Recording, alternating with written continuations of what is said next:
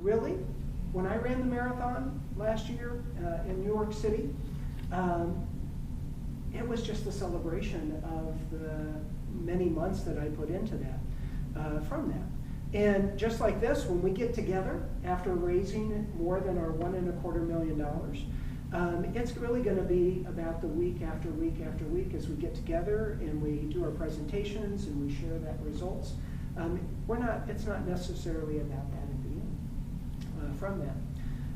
But there's a couple of other analogies related to that about why that's important to me. So we're sitting in the New York City Expo and chatting with somebody, and Josh talked about people being new and people that have been tenured, and I was that new person. And I happened to stand in line next to a woman who had been running it for her 9th year in a row. And she said, "Hey, Aaron, do you have your name on your bib?" I said, "No, what do you mean?" All right, because they gave me numbers, and it was like 53,000 of my best friends running the New York City Marathon. And they said, "Oh, well, you got to find a way to put your name on your shirt," right? And so I went home, and my wife and I went back to our hotel, and I got out a little piece of paper and clipped it to my shirt and put Aaron on it. And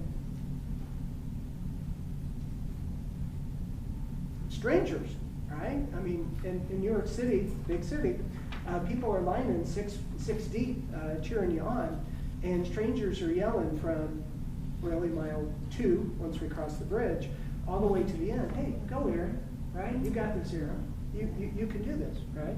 Now, first 13 miles in, I didn't need it because I was feeling great. And in fact, the problem was I was feeling so great, go Aaron made me speed up, right? I'm just going like crazy, right? I needed it at about mile 18, mile 22, etc., right? And as I'm looking a little worse for wear, those complete strangers that were yelling, "Hey, Aaron, you got this," right, are that piece, right? And even locally, it doesn't have to be in New York. In Southern Oregon, I run in many races for Southern Oregon runners, and it's the impact of the volunteers, right? The volunteers are there at the aid station. In some cases, they're doing physical aid, whether or not it's nutrients or a Band-Aid or whatever. But more often than not, it's the mental aid where they're giving the encouragement and saying, "Hey, Aaron, you've got this," or "Hey, you're already halfway there," or whatever that is. And the volunteers in a race are no different than the volunteers at United Way in the fact that they make a difference for folks how they complete that race, and you all make that difference for how we're going to complete this campaign. A couple other analogies that I would share related to that is that while I can say with pride that I ran the New York City Marathon, I didn't win. I wasn't on the podium. I wasn't at the back of the pack either. I'm a middle of the pack runner. And whether or not you're a front of the pack guy or a back of the pack guy, right? Whether or not you're a gal that's in the middle of the pack, it doesn't matter because you all run your own race. And so some of you who picked out of Troy's draft, there's going to be organizations that give a little bit. There's going to be organizations that give a lot. There's going to be some organizations that did better than last year. There's going to be some organizations that do worse than last year, all right? But every single one, whether or not you're a front of the pack racer or a back of the pack racer, every single one matters. We all complete the same race, right? When I do a 5K, when I did that marathon, we all completed the same 5K. We all completed the same 26.2 miles. We might have done it at different paces, but we all completed the same piece.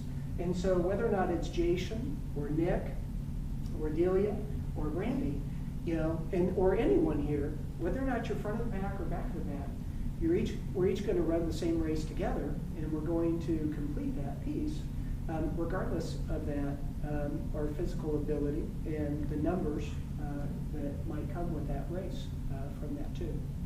And then lastly, kind of tying back to that piece, if I had to look at it as a race director, there's just not one person that gathers a bunch of people and says, "Hey, who wants to come and run around the park or run around the city streets or run out in the woods?" It doesn't happen just because one person does it. It requires the community to show up. It's a community of runners who encourage each other. It's a community of volunteers who are there to support those, and we all take turns in doing so.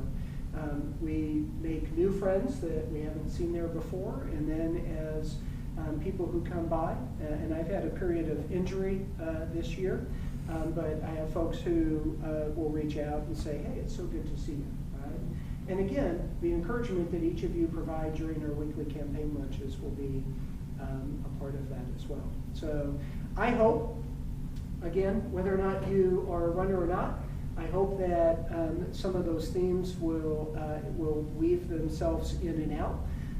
If you were a runner, and specifically in track, you also know that there's such a thing as relay races. And we're going to pass the baton to one another because some people are going to be great anchors and some people are going to be great at jumping out at the pack. And it's also a great metaphor for what we have from here too. So this year's theme is that the race is on. It starts with all of you today from here, and I'm excited to run along with you as we have this journey of the 2020 United Way campaign.